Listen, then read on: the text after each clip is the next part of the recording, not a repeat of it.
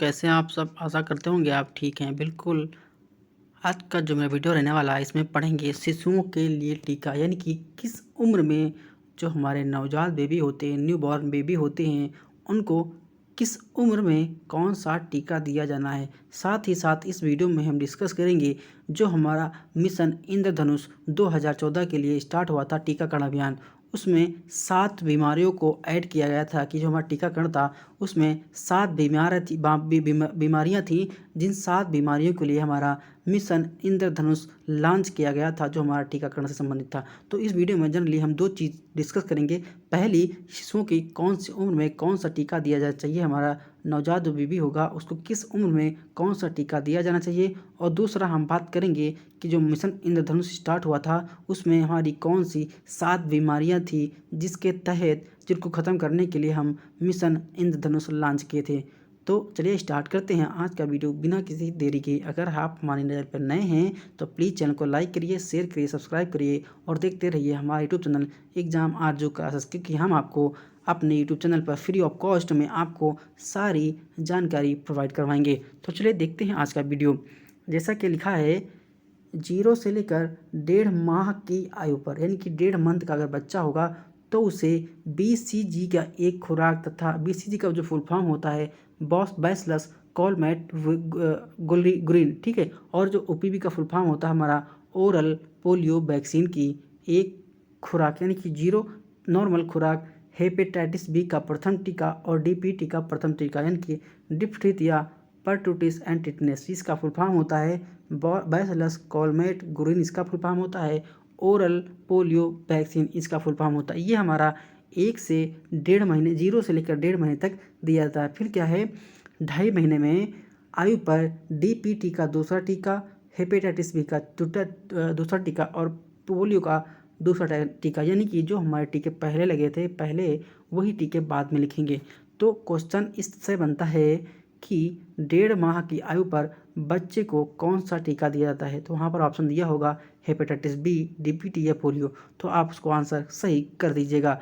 अगर आपको कठिन चीज़ लगती है तो प्लीज़ कॉपी पे नोट डाउन कर लिए। अगर आपको आता है तो मत लिखिए, क्योंकि आपको हैवी और लेंथी नोट नहीं बनाना है, बिल्कुल शॉर्ट नोट बनाना है। क्योंकि हैवी और लेंथी नोट अगर बनाएंगे तो आपको पढ़ने में गुस्सा आएगी, क्योंकि आपके मन में ये होगा कि मुझे तो इतना पढ़ना है, इतना ज़्यादा पढ़ना है। तो आप बिल्कुल शॉर्ट नोट बनाइए, एग्ज़ाम के लिए काफ़ी हेल्पफुल होंगे। आपको वहाँ पर थ्योरी नहीं लिखना है, केवल मल्टीपल टाइप क्वेश्चन के आंसर देना है। इसलिए आपको बिल्कुल शॉर्ट नोट बनाना है और अच्छे और परफेक्ट नोट बनाना है, और डेली कम से कम आधा घंटा आपको रिविजन जरूर करना है।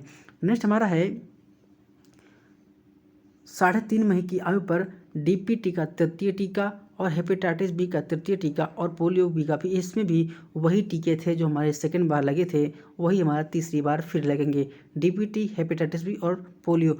तो आप केवल मंथ तक याद कर लीजिए, बाकी ये तीनों टीके एक ही साथ लगते हैं। नेक्स्ट हमारा है 9 से 12 माह की आयु पर बच्चे में कौन सा टीका लगता है। तो हमारा खसरा या मीजल्स का जो टीका होता है हमारा 9 से 12 माह की आयु पर बच्चे को दिया जाता है, ठीक है, खसरा या मीजल्स का टीका देते हैं। फिर 16 से 24 माह की आयु पर DPT का बूस्टर, पोलियो OPV और बूस्टर, यानी कि DPT का बूस्टर डोज और पोलियो का बूस्टर डोज होता है। और यहाँ पर हेपेटाइटिस बी का टीका नहीं होता है, बिल्कुल नहीं होता है। आप यानी कि 2 साल का बच्चा है 16 से 24 माह का, तो DPT का बूस्टर डोज और पोलियो का दिया जाता है, लेकिन यहाँ पर हेपेटाइटिस बी का कोई टीका नहीं दिया जाता। आप इसको नोट डाउन कर लीजिए। 5 से 6 वर्ष की आयु पर DT का टीका दिया जाता है, किसका, DT का टीका दिया जाता है। और 15 से 16 वर्ष की आयु पर TT का, टेटनस का टीका दिया जाता है। TT मतलब होता है टेटनस टॉक्साइड, TT मतलब होता है टेटनस और टॉक्साइड। और जब महिला गर्भावस्था में होती है तो उसे 28 दिन के अंतराल पर TT के 2 टीके दिए जाते हैं, क्योंकि क्वेश्चन एग्जाम में पूछा गया था कि गर्भावस्था में महिला को जो TT का टीका दिया जाता है, यानी कि टेटनस टॉक्साइड का जो टीका दिया जाता है वो कितने समय बाद दिया जाता है। तो गर्भावस्था में महिला को TT के, यानी टेटनस टॉक्साइड के 2 टीके दिए जाते हैं, और दोनों टीकों के बीच जो समय का अंतर होता है वो 28 दिन या 1 महीने दिया होता है। हम आपसे 28 दिन क्यों बोल दिए, अगर एग्जाम में आपको 28 दिन दिया है तो 28 दिन लगाएंगे, अगर एग्जाम में महीने के हिसाब से दिया है तो आप 1 मंथ सही करेंगे। 28 दिन या 1 मंथ, ऑप्शन डिपेंड करता है कि एग्ज़ाम में ऑप्शन क्या है। अगर दिन की बात करेगा तो 28 दिन, अगर महीने की बात करेगा तो 1 मंथ। तो गर्भावस्था में महिला को टीटी के यानी कि टेटनस टॉक्साइड के जो टीके होते हैं वो 2 लगाए जाते हैं और दोनों के बीच 28 दिन या 1 महीने का अंतराल होता है। ये क्वेश्चन कई बार पूछा गया है।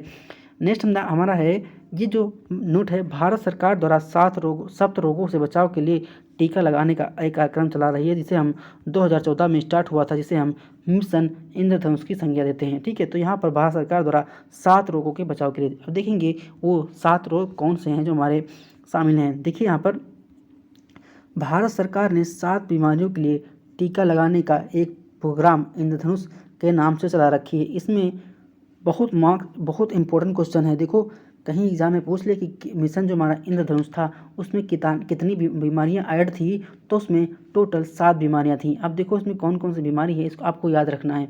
कहीं एग्जाम में भटक पूछ लिया कि बताइए कि चारों में से हमारी कौन सी बीमारी है जो मिशन इंद्रधनुष में शामिल नहीं है। ठीक है, तो आप जहाँ पे 3 होंगे लेकिन 1 नहीं होगा। वैसे आपको 7 बीमारियाँ याद करनी है। जैसे हमारा पहली बीमारी है डिप्थीरिया, दूसरी हमारी हुपिंग कफ यानी कि काली खांसी, तीसरा है टीटी यानी कि DPT, diphtheria, pertussis and tetanus, ये 3 बीमारी हो गई। फिर हमारा पोलियो था, टीबी था, मीजल्स था, हेपेटाइटिस बी शामिल हैं। ठीक, इतनी चीज़ आप याद रखिए, इनको अच्छे से रट लीजिए। फिर ये टीके 2 वर्ष की आयु तक बच्चे को लगेंगे, यानी कि जो 7 टीके थे ये हमारे 2 वर्ष के जो कम के बच्चे हैं उनको लगेगा। अब बता दूं मैं आपको, जो पोलियो है, हमारा भारत पोलियो मुक्त देश कब घोषित हुआ था? ये हमारा 2014 में WHO ने भारत को पोलियो मुक्त घोषित कर दिया था। कब?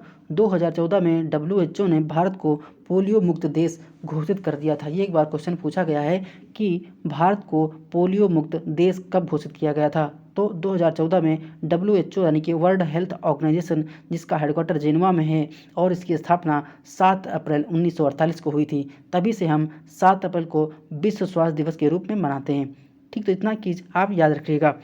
नेक्स्ट हमारा है, कुछ चयनित जिलों में जापानी इंसेफ्लाइटिस, हीमोफिलिस इन्फ्लुएंजा को भी शामिल किया गया, यानी कि कहीं कहीं पे ऐसे ज़िले थे जहां पर हमारी 7 बीमारियों के अतिरिक्त इसको भी शामिल किया गया था। वो हमारे जहां पे चिन्हित ज़िले थे। ये क्वेश्चन कभी भी एग्जाम में नहीं पूछेगा। नेक्स्ट हमारा है, इसके अतिरिक्त 2016 से रूबेला जापानी। अच्छा, जिन लोगों को PDF चाहिए तो वीडियो के डिस्क्रिप्शन बॉक्स में टेलीग्राम चैनल का लिंक है, उस पर आप क्लिक करके हमारे टेलीग्राम चैनल से जुड़ सकते हैं। वहाँ पर आपको PDF मिल जाएगी, आप वीडियो को प्रिंट आउट करके निकलवा कर भी पढ़ सकते हैं। नेक्स्ट हमारा है, इसमें अतिरिक्त 2016 से रूबेला जापानी इंसेफ्लाइटिस, इंजेक्टेबल पोलियो वैक्सीन, वाइवलेंट और रोटा वायरस के टीके भी इस प्रोग्राम में शामिल किए गए। यानी कि 2016 में ये बहुत, इतने भी आप लिख लीजिए कि इतने टीके हमारे शामिल किए गए थे। तो ये शॉर्ट वीडियो था। अगर आपको वीडियो अच्छी लग रही है तो प्लीज़ वीडियो को लाइक करिए, शेयर करिए, सब्सक्राइब करिए और देखते रहिए हमारा यूट्यूब चैनल एग्जाम आरजू क्लासेस। मिलते हैं नेक्स्ट वीडियो में। धन्यवाद, शुक्रिया, आपका दिन शुभ हो, मंगलमय हो।